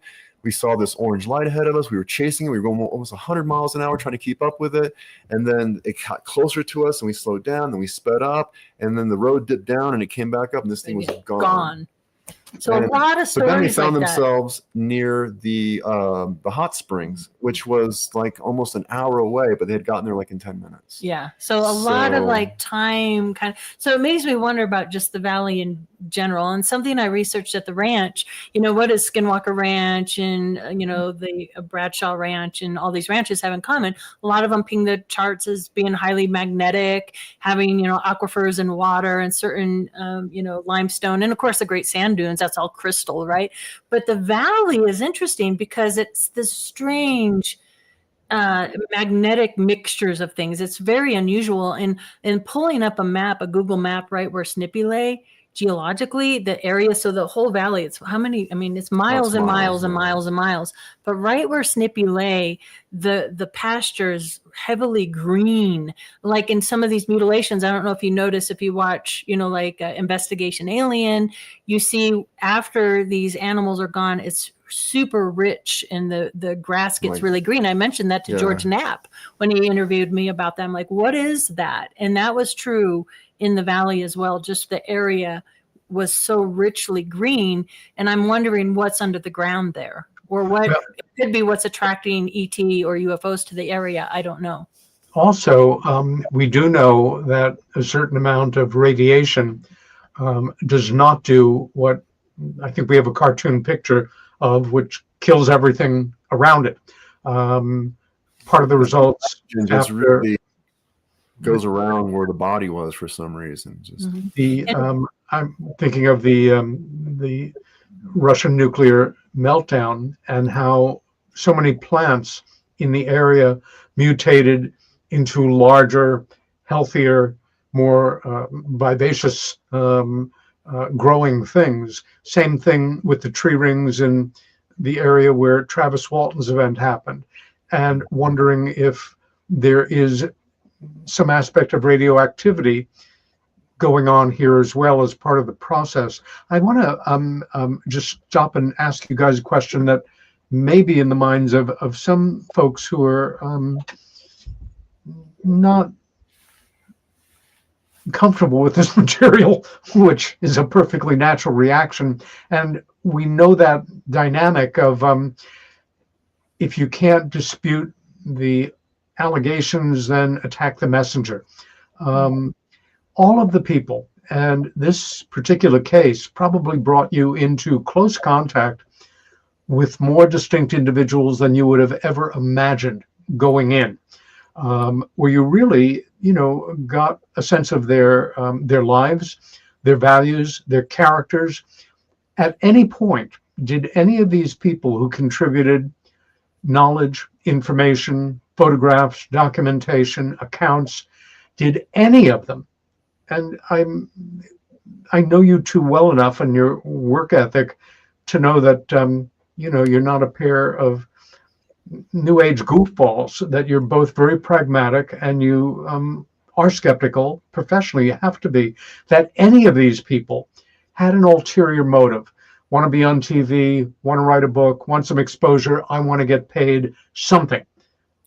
Well, there was, and I'm going to have Tony share the story. So it's kind of interesting because it tied back to Socorro again. And it was really neat also to have a picture of Lonnie Zamora and was it Don Richmond holding up one of the castor plaques of one of the indentations around Snippy, comparing it to the indentation at the Socorro case. But in regards to the symbol here on the craft, and I'll let Tony tell what happened and how this tied to the Snippy case. So this is one of those instances, the pastor. Oh no. Yeah. So, sorry, Tony. Those familiar with Socorro, Lieutenant Holder had Lonnie draw this umbrella symbol in order to kind of draw out any hoaxers. And we never found any evidence of anyone saying, hey, I just saw the Socorro craft with the umbrella symbol. Nobody ever did that. But digging through the Snippy case, I found a document with the umbrella symbol. And I'm like, whoa, what is this? And this individual, I read the paragraph and he says, I saw the Socorro craft with the umbrella symbol. And lo and behold, it was the preacher of the town. Yeah. And I was thinking, man, what do I do with this? It's like the most supposedly credible person that's telling no lies is saying he saw the umbrella symbol, which is impossible. And so that kind of threw me off a little bit. Yeah. So that was one. For the most part, though, I would say with a few outliers, I mean, we did come across some people that really wanted, because memories are an interesting thing. And when you have a historical case like this, people want to hold on to certain the lady and things like that. And so we did struggle a little bit with like, well, and for me as a researcher, and Tony too, I don't want to speak for you, but it was like, I didn't have any stake in the game. My job and Tony's job was really just to present what we found at the archives, present the photos, present the audio recordings, present all the documents, and let you be the judge. I could care less one way or the other what you want to believe, but we did get some pushback a little bit, and it was hard for us because we really take pride in the work we do and trying to get, just whatever's documented and whatever we can, if there were discrepancies, more Tony than me. I was shocked because, as deep as we went into this case, we would have people saying, did you know it was really lady? I'm like, but at the same time, that's all the information they had at the time. And I was really nervous to reach out to Linda Howe because she did a lot of work on this case. And I was like, when's the good time to do this? When do I present this to her? Because she really did the best she could with the information. Same with Chris O'Brien. They presented the case as they knew it, and others who had done documentaries or books or stories on it, they went with what they knew at the time. And of course, you're going to trust Burl because Burl was the owner of the horse. So I don't fault anybody at all for it, and we don't understand why Burl did that. However, when I finally presented everything to Linda, not only was she so gracious and like, oh my gosh, good, the truth is coming out. She wrote a little, not a foreword, but a letter in the front of the book. I quoted her on the back of the book, like, here's to finally getting to the truth. We spent hours on the phone talking, and she sent me a beautiful, gift and everything. So Linda was beyond gracious to learn of having this new evidence come forward. And that was so cool for me. And then others, like we mentioned earlier, Wellington, Leona Wellington reaching out from Australia. And so, and the Dave King, the other Dave. And the Dave King. So, 95% of all the people that we worked with and interviewed and talked with were just beyond wonderful, with a few like, okay, but we also understand that 5% that we're holding on, because that's, human nature to do that. So. And we're always connecting the dots. Mm-hmm. And one of the dots that really blew my mind, I don't know if you remember this, but the roots of grass were burned under the ground. Yeah. And I did some digging. I found there were 2 other cases, but the only one I can remember right now is a 1952 case of Desvergers in Florida. It was discounted by NICAP investigator. I think it was Kehoe that did it because he didn't like something he said. But at the end of the day, no other case had burned roots to account for. Not to mention that scoutmaster had a hole in his hat that was like burned, and parts of his clothing were burned. But then that also coincided with the circular, we didn't get to talk about this, but the circular holes in the ground around the bush and in a straight line. And that reminded me of another case where someone claimed they saw like a robotic type of thing that had like these cylindrical circles, it was like 5 inches in diameter, about 4.5, 5 inches deep, and it was in a kind of a straight line and around the bush. And then in the other case, they claim it was a robot that was just kind of. And then as fate would have it, I'm scrolling on Facebook, and it was, I think, NICAP or UFO Studies. One of the UFO groups happened to do this anniversary of this interesting case, and it was a couple pilots who had a very close encounter, very credible witnesses, investigated. It's actually still one of the Project Blue Book's unknown cases, and underneath that craft are these circles that match almost identical to the circles around the bush at the Snippy case.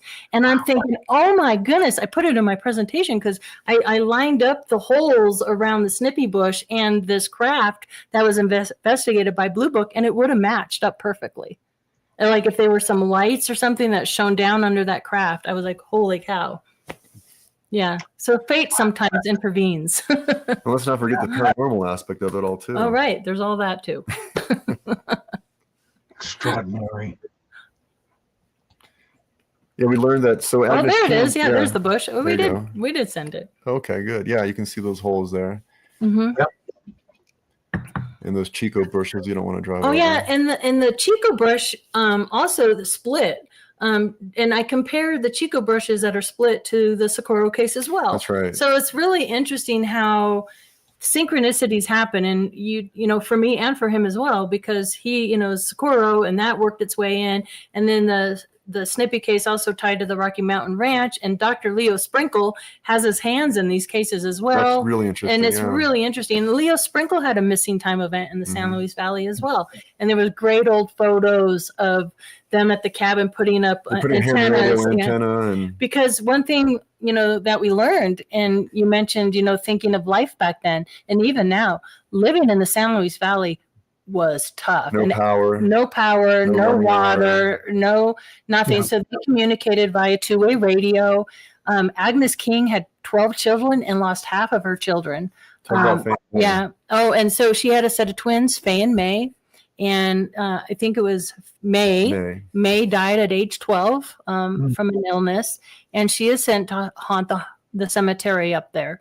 One of the reasons too why probably those people the Wilsons were there investigating to experience So a very rough life out there in the valley at the time. The weather can change on a dime. Even when we got to go out with the Kings to the actual Snippy site, which was really great. I think we had hail too. Yeah, hail. It just blew in out of nowhere, just hail and wind. And it was Valentine's Day. Yeah, wasn't it Valentine's Day? Yeah. Yeah. Or Mother's Easter. Day. Or was it Mother's Day? It was Easter. It was Easter. It was Easter. Yeah. It was Easter.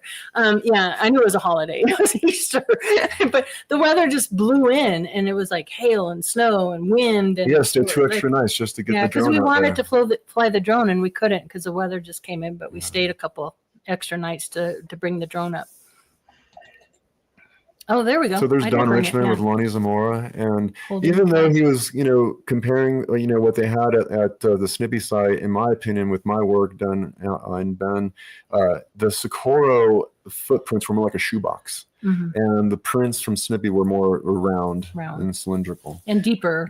Yeah, but for whatever reason, they wanted to compare notes and whatnot, And we do have a chapter in the book that we go into all the crazy theories of what could have happened to Snippy. Like one of the theories was they brought like a tripod out there. Here, you can tell it. One of the cartoon. Yeah, right here. This cartoon was a vat of acid, and that somebody just randomly decided to kill this horse or put it out of its misery, and that Harry King would have put up this vat of acid and all this craziness. You would have had truck tracks, footprints, everything else. Not to mention, Harry King would complain to Don Richmond by June of '68 that somebody keeps opening up all of his gates. And these are not like gates on hinges. These are gates that you drag on barbed wire. Right.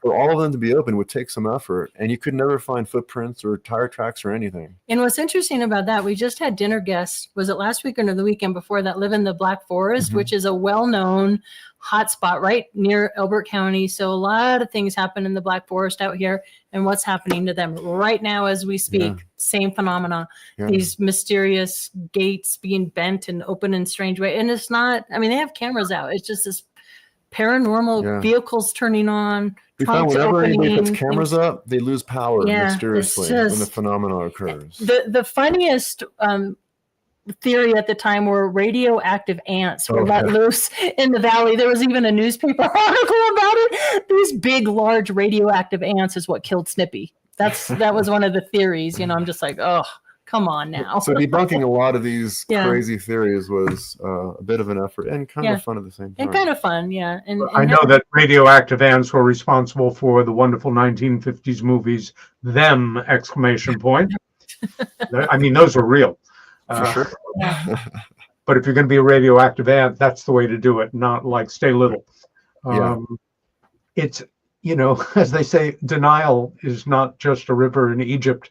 People will come up with anything that allows them to manage their understandable anxiety around these kinds of subjects.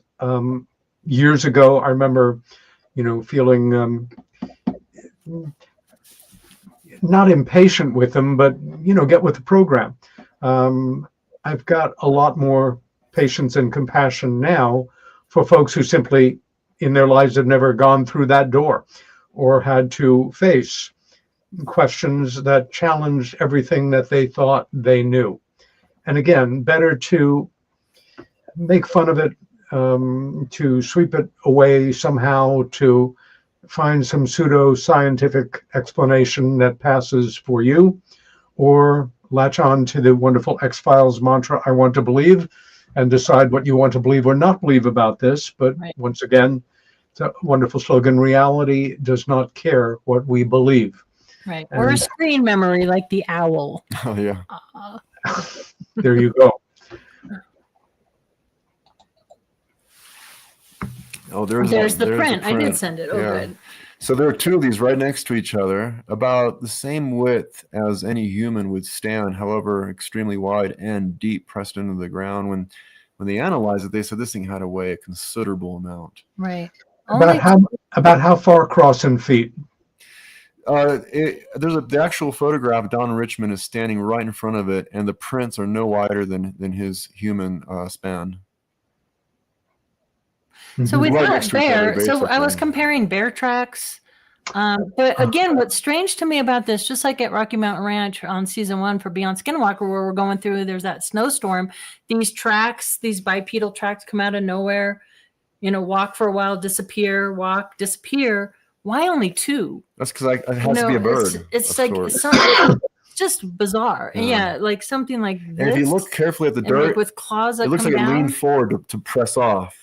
You know, you can see and we it do pressed have into the ground. We do have reports of these cryptid birds. The thunderbirds, right? Yeah, the thunderbirds. These strange, cryptid sightings. There are cryptids, Sasquatch out there in the valley, and these weird platypus creatures. Talk about that. Which we were out there early on investigating the Rocky Mountain Ranch, me and my son and my daughter, just out driving around by the Rocky Mountain Ranch, and this weird creature runs across the road. It was like, but it had like a platypus beak, and it was a weird creature. And I pulled over the Jeep, and I'm jumping out, and I'm looking for this thing. I'm like, what the heck was that? We all got home. We're searching on the internet. Like, what did we just see? And it looked like a platypus. And that's in the report. So, and then fast forward all these years later with the Snippy case, Nellie sees one of these creatures in the San Luis Valley over Lake Como, So which her cousin. ironically, the Lake Comos where my grandfather had a sighting, all these weird synchronicities.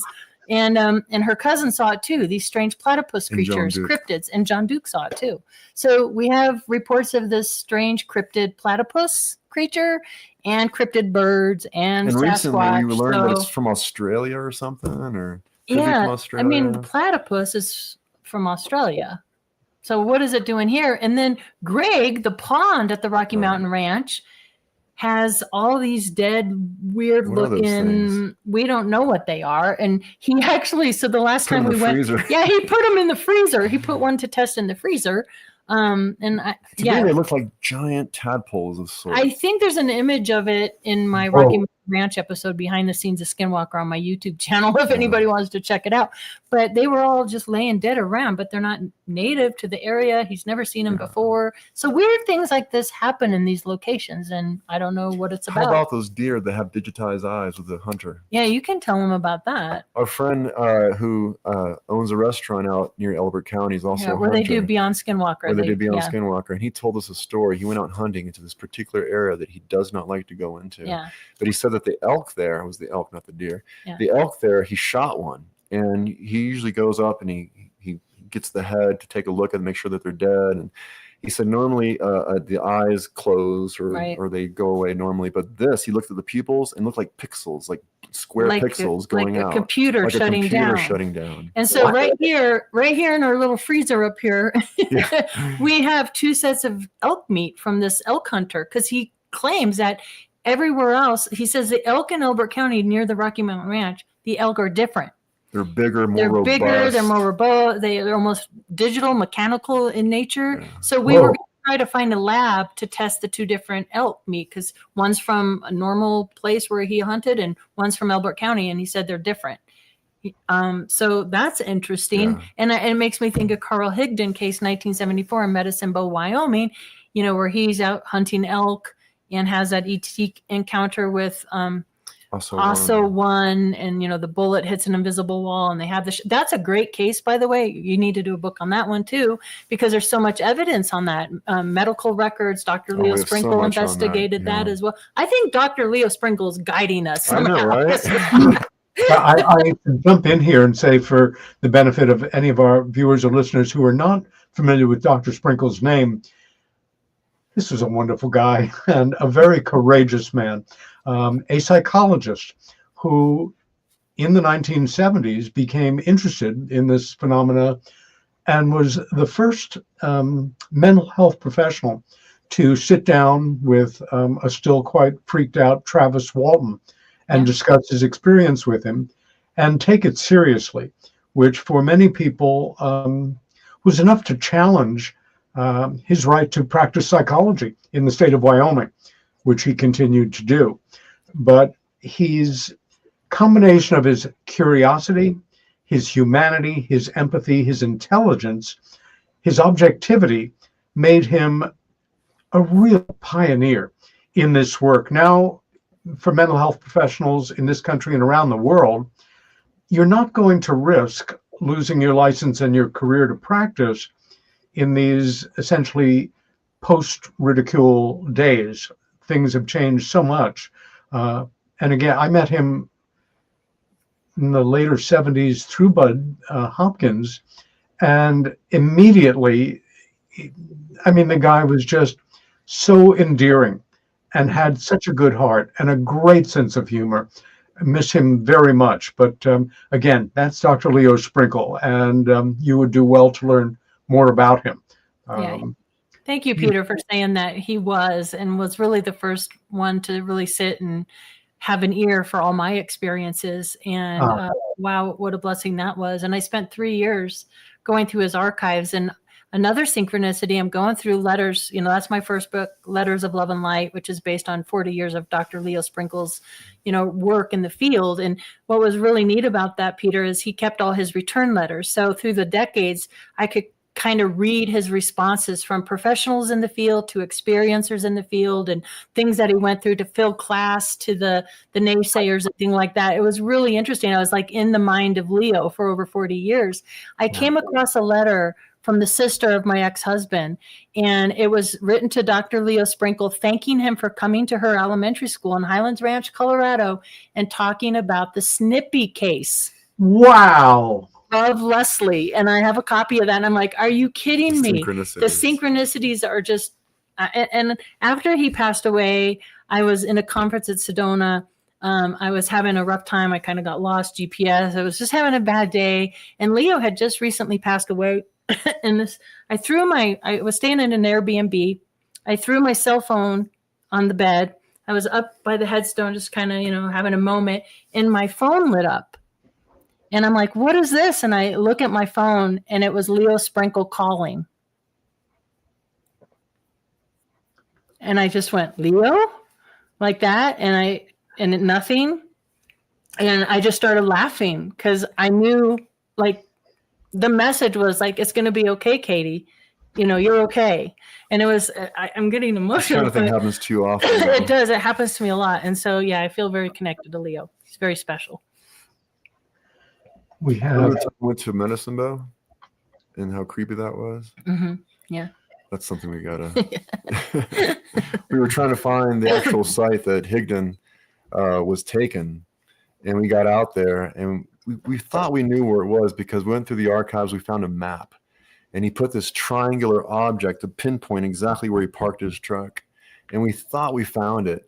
And at first, we kind of found a vagrant out there, and we were afraid of getting shot because we didn't have a weapon or anything with us.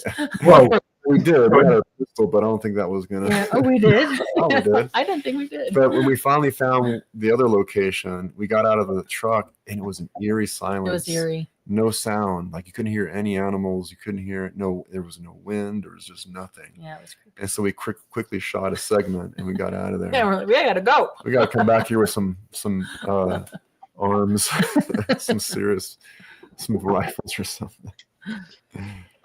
Do you, when you kind of pull back and look at the big picture, do you see the behavior of the intelligences involved in the Snippy case and other animal mutilations as representative of them, the visitors, so to say, or one distinct group of potentially many coming and going for their own reasons? That is a good question, and something that I've come across many times with my connections to the high strangeness ranch of Rocky Mountain Ranch. A lot of people will make the assumption that this is negative in nature or bad or evil or bad intended. And I have recently yes, when I was a little kid, you're 9, 10, 11, 12 years old, it's scary. The hitchhiker stuff is scary. It was a scary time because you didn't understand it. The more I understand it and the more I research it, just like anything else, I think, we can't really look at ET's motivations through our human lens.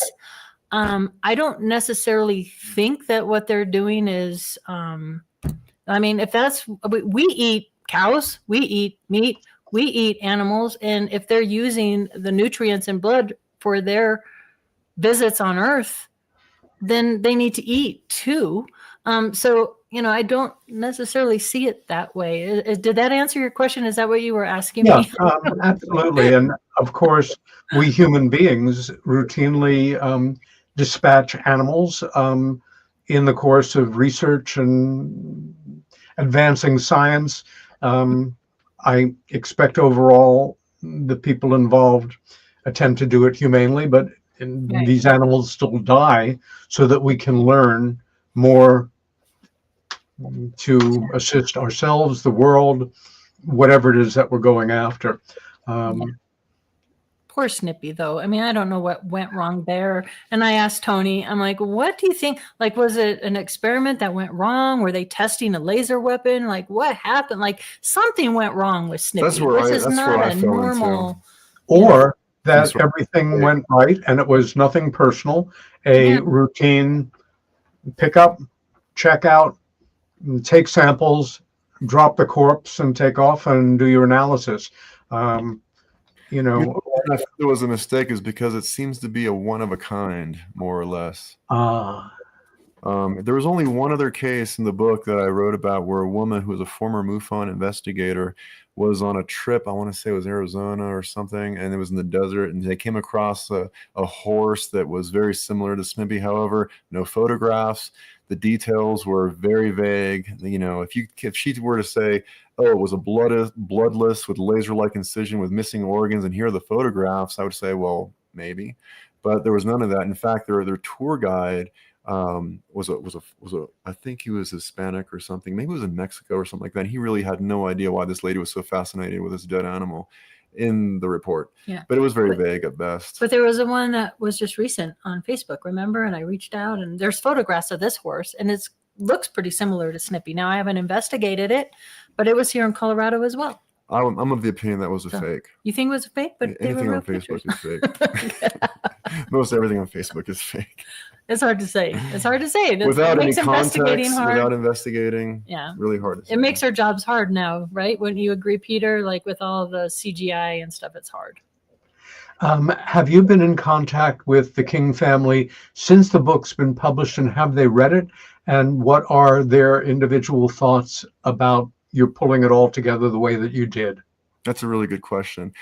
Yeah, Kerry King contacts us very, very irregularly here and there. He's working on some new projects, and we still communicate about the upcoming event and things like this. And they're kind of divided, is what he told us. The family's a bit divided, and the side that's the King family kind of sides with the book, and the side that's the Burrow-Lewis family kind of doesn't.